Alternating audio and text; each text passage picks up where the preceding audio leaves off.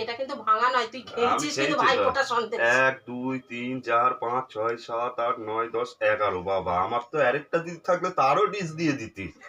তাহলে এই ভিডিও থেকে কি বোঝা যায় যে কপালে না থাকলে ঘি ঠকঠকালে হবে কি।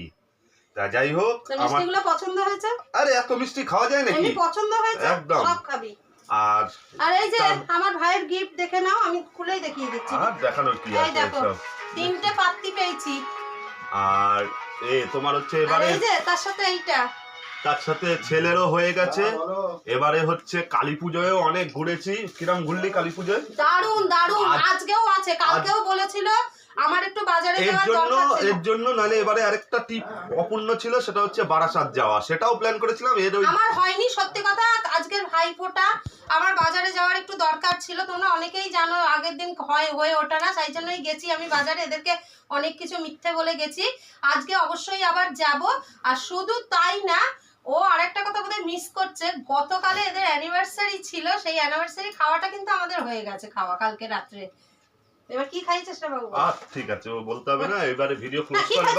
না, চিকেন চাপ মিষ্টি সেটা বলে দে। এগুলো আমি খাবো, এবার এগুলো স্টপ কর।